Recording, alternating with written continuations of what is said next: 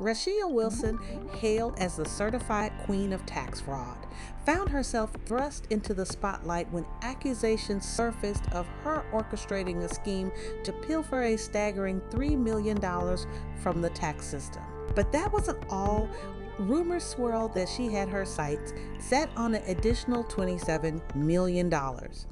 Her audacious exploits captured the attention of the world after a viral Instagram post flaunting her illicit gains spread like wildfire. From esteemed publications like Forbes to daytime talk shows like The View, and even gritty platforms like World Star, Rashia's name dominated headlines. Raised in the gritty depths of a Tampa ghetto, Rashia's journey from poverty to prosperity was as improbable as it was sensational. Initially scraping by, she discovered a knack for promoting clubs, but her hunger for more led her down a darker path, into the world of tax fraud. With cunning and audacity, she orchestrated a scheme that netted her millions, cementing her status as a modern-day outlaw. Born into a storm, Rashia Wilson entered the world in 1985 Tampa, Florida. Her arrival wasn't exactly greeted with sunshine. Her mother, Pamela, was just a teenager herself, barely 14 when Rashia kicked into the world. And Rashia's father, a dark cloud, he was abusive, tormenting Pamela even while she carried Rashia. His reign of terror finally ended with a 13-year prison sentence, leaving Rashia with no father figure and a single mother struggling to hold it all together. Things weren't easy for the growing family. 6 siblings added to the chaos. But for a while, Pamela managed. Then the mid-90s rolled in, bringing a new kind of storm, a crippling drug habit. The walls they called home couldn't withstand the tempest. They were evicted, forced back into the harsh reality of the projects. 11-year-old Rashia watched her world crumble. Her mother, lost in the throes of addiction, couldn't shield them anymore. Food became a luxury. They scrounged for change, just enough for a greasy cheeseburger.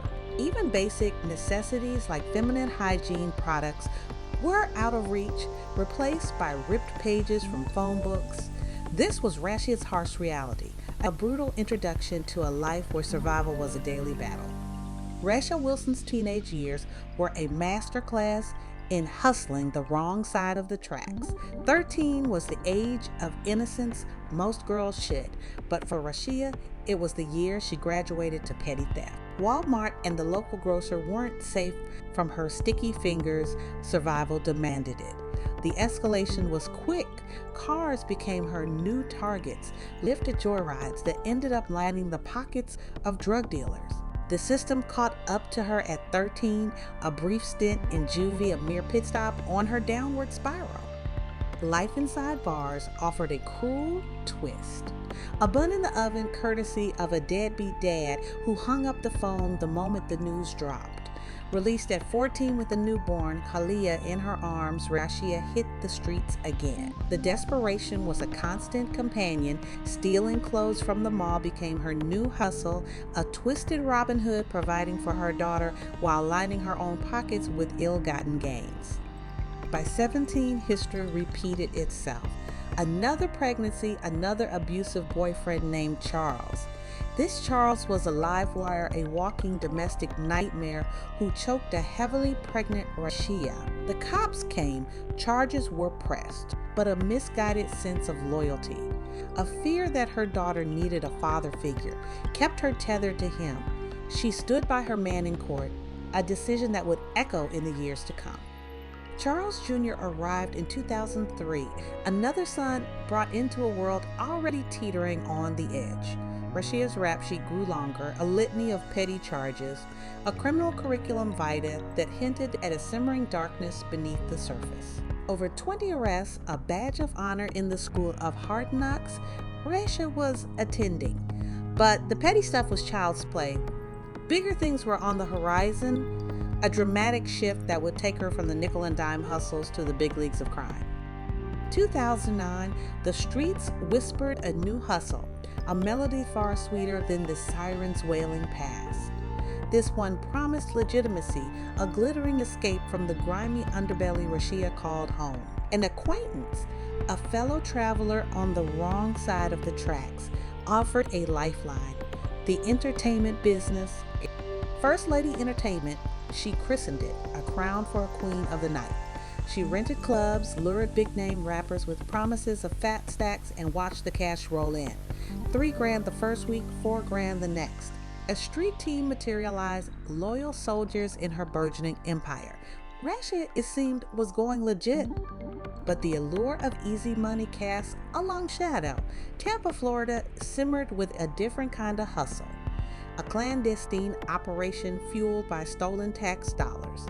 It began, whispers went, within the prison walls, inmates filing bogus claims to fatten their family's pocket. Rashia's world collided with this dark undercurrent thanks to one of her tricks: a paramour with a mother holding the keys to the kingdom. A manager at Jackson Hewitt. No elaborate identity theft here. This was a game of willing participants, their names and information bartered for a cut of the spoils. Rashia, the charismatic queenpin, found the recruits. A $6,000 refund meant a measly $200 for the donor, while Rashia pocketed nearly $3,000. It was a dirty secret, a pyramid scheme built on stolen government cash. But the temptation was too much to resist. For a while, it seemed like the perfect hustle, but empires built on lies rarely survive the light of day, and soon, Rashia's reign as First Lady would face a reckoning far harsher than a disgruntled club owner. Rashia craved autonomy. The middleman cut was a bitter pill to swallow. She craved a solo symphony, a criminal concerto played on her own terms. So she bought in. Names, the lifeblood of her grift, became her new currency. Doctors' offices, social security offices, even the post office all became hunting grounds. 15 names for $1,000, a grotesque bazaar where identities were bartered like stale bread. The odds were never great. Rejections piled up, child support snags, inconsistencies that tripped the system's alarms. But volume was the answer. Sheer quantity, a relentless barrage of fraudulent returns, was her hedge against detection. Debit cards and aliases, refunds siphoned into accounts that belonged to ghosts. Rashia orchestrated the chaos. Success, when it came, was a siren song. $10,000 a week, a figure that ballooned to $100,000. The spoils financed a transformation. Liposuction sculpted a new Rashia, a physical manifestation of her ill-gotten gains. A sprawling 5-bedroom mansion replaced the cramped quarters of her past. Uptown living, a world away from the streets that birthed her. Family came next. Cars for everyone, bills magically paid.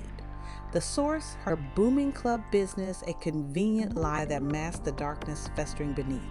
Her reputation in the scene soared. First Lady Entertainment, a queenpin in a world of thumping bass and flashing lights. From Plies to Yagati, Gucci made to Trina, she secured the hottest acts, a kingmaker with a bottomless wallet.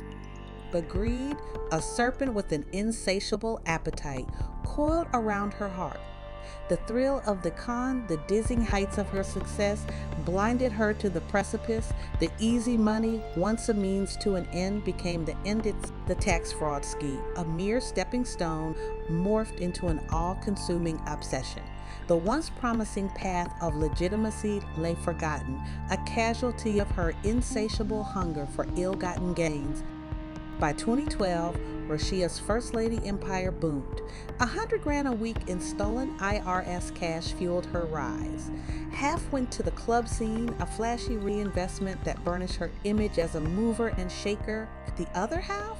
Intoxicating freedom. Rashia was scorching the streets, a name on everyone's lips. But notoriety has a price. It caught the eye of Maurice Larry, a seasoned hustler known as Thirst. He sported a fleet of pimped-out rides, trophies from a past life scamming the system. Now his sights were set on the IRS, and Rashia was the perfect partner in crime. Together, they cranked the operation to 11. $10,000 per name, a tip from a corrupt IRS insider. Dead people became their new marks, harvested from ancestry sites, a chilling efficiency to their morbid hustle. The game, however, was a constant dance. The feds were no slouches, so they adapted. New methods emerged, replacing the old ones the IRS inevitably sniffed out. 10,000 a day, a million a month. Rashia swam in a sea of ill-gotten gains. Luxury became her new language. A fleet of high-end cars, a Lexus, a BMW, a Mercedes, an Audi, a rolling advertisement of her success. But conspicuous wealth attracts the wrong kind of attention.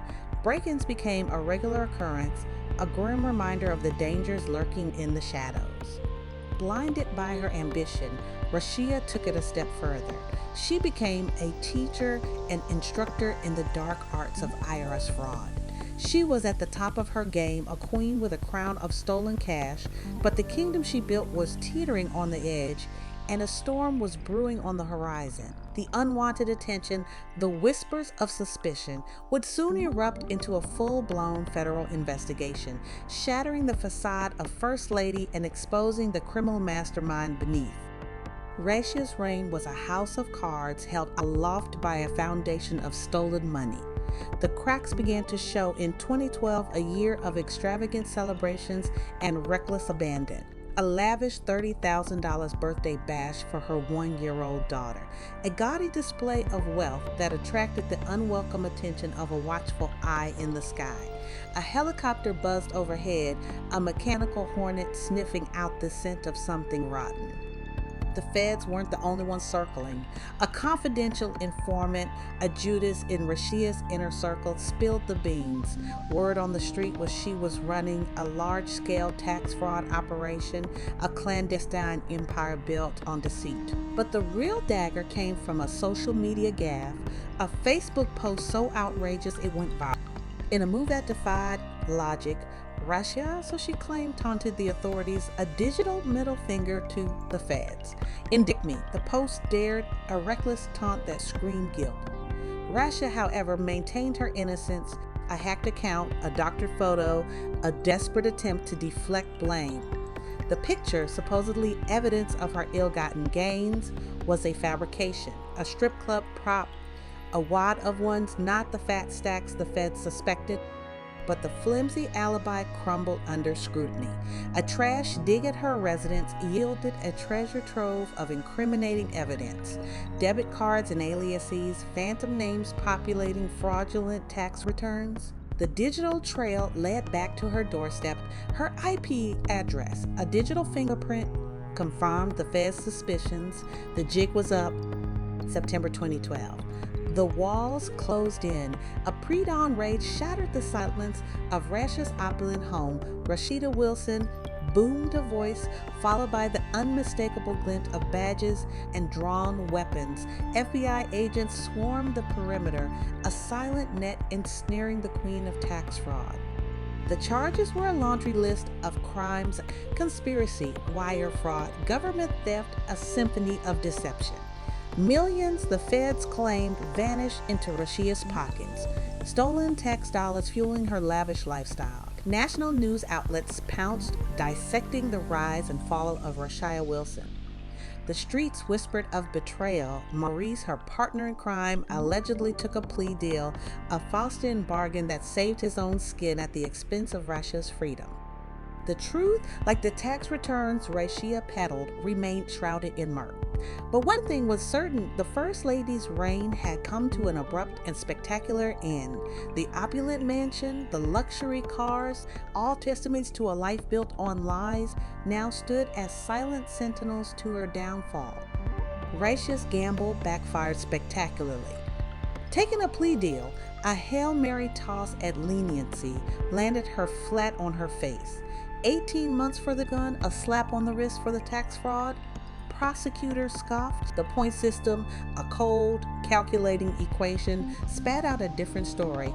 More victims, more points, a harsher sentence. Rashia, blinded by self-interest, couldn't grasp the scope of her crimes. The IRS, a faceless entity in her twisted logic, was the sole victim, but the human cost, the tangled web of ruined credit scores, delayed refunds, and lost benefits These were the true casualties of her greed. The burden of fixing the mess, a cruel twist of the knife, fell squarely on the shoulders of the very people she victimized.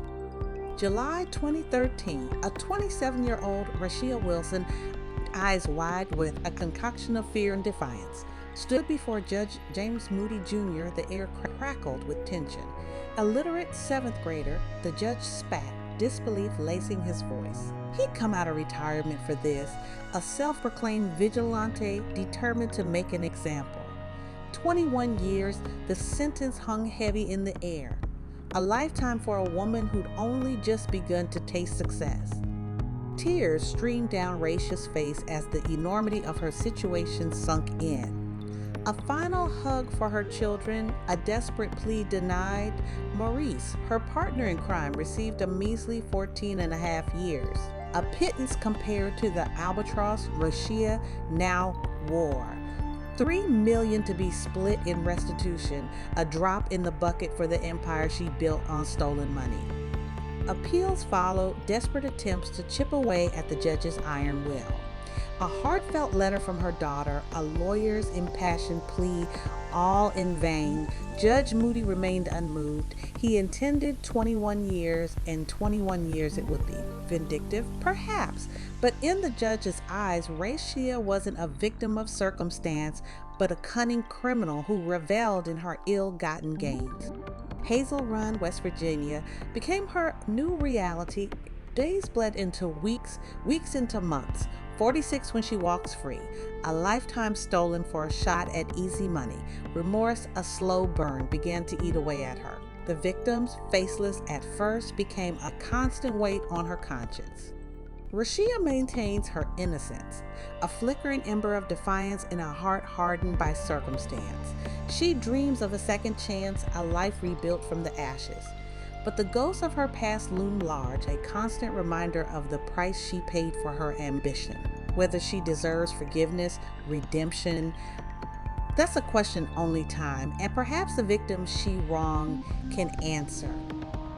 If you enjoyed this episode of True Black Crime, please like, share, and most importantly, subscribe. Until the next upload, please be safe.